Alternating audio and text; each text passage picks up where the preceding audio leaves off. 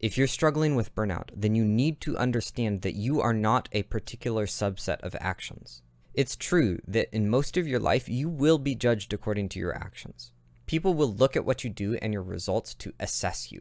And you can have as much philosophical debate as you want on whether or not we really are our actions or not. But a problem arises when we take a subset of actions, say your job, the art that you're trying to create, the career that you're trying to pursue. If you take that subset and assume that your results in that field are what define you, then your performance will start to suffer. The reason why is because you will start to assume that you aren't important. Only your results are. So if you aren't important, then when your performance starts to diminish, you won't notice your decreased performance. You will notice the decrease in product quality. You'll notice how you aren't executing as well on the thing that you need to execute on. And you'll just assume that you need to work harder to deliver a better product. But this is ignoring a critical factor, which is the fact that you are the factory that is producing the results. So if you want better results, you need a better factory, which means you're important. So if you're getting bad results, you don't just need to do better, you need to be better. And when you're really aware of this idea, you'll start to come to different conclusions about what to do next. For example, if you're tired and you believe that product is the only thing that matters, then you won't care how tired you are. You will only care how good the product is. So when you're tired and you're producing worse product, you will start to think, I need to stay up later. I need to deal with this. I need to push harder.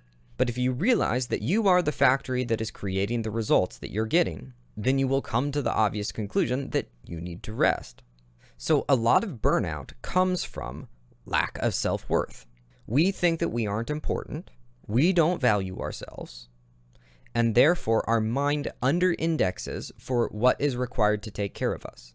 And it over-indexes for the product that you need to deliver, because all of your self-worth is wrapped up in that. So if you're willing to consider the strange idea that you might have value as a person outside of your own actions, then you can come to the basic, simple conclusion that maybe you should take care of yourself. Sure, there are other ways to hack it. You can be super results-oriented and you can think, okay, well, I'm not getting the result I want. I'm doing the thing that's getting me the terrible result. I want a better result, so therefore I need to take care of myself to get the better result. It's the same thing, but the ultimate change that has to happen is you have to put mental emphasis on yourself, not just your action. So how do you make a shift like this? Well, one, just know it. Be aware of this concept. The next thing to do is understand that if you over-index on your product, if you over-index on your action, thinking that that's more important than you are, then you aren't going to want to take care of yourself. Not only will you have low enough self-worth that you don't value taking care of yourself, you will feel like it's unpleasant. You will feel bored, frustrated, or annoyed when you have to take care of yourself, because you value action. So what you have to do then is understand that taking care of yourself is the action that you need to take.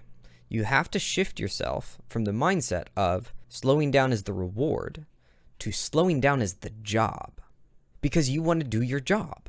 See, this is still action-oriented. It's the way to get around it, is you teach yourself that you are a person of value by using the framework that you already use, which is, I want results, I want to do things. So make you do things to yourself. Realize that if you want better results, there's a set of things that you need to do whether you like them or not. And if you're struggling with burnout, you need to slow down. So now slowing down is your job. It's not a break, it's not a reward, it's not a treat, it's the trial in front of you. Let go of the idea that rest is pleasure, because we do stuff that we think is pleasure. So obviously with rest, that's not the case, because you're not doing it. When you go eat a brownie and you tell yourself not to, you are trying to stop yourself from eating the brownie. When you're struggling with burnout, you're not resting. You don't need to stop yourself from resting. The temptation is the work. That's the pleasure, because that's the game that you're playing. That's the thing that you want to keep doing. All of your reward systems are trying to convince you that you need to keep working. So if you're struggling with burnout, then you need to either convince yourself that you have value because you are the person getting the results, so therefore you should take care of yourself, or convince yourself that the rest is the work. It's your job. And when you do that, You will be willing to do it because you believe in doing your job. Work with the wiring that works for you. The thing that needs to get done is you need a rest. So whatever mindset you use that gets you there, gets you there.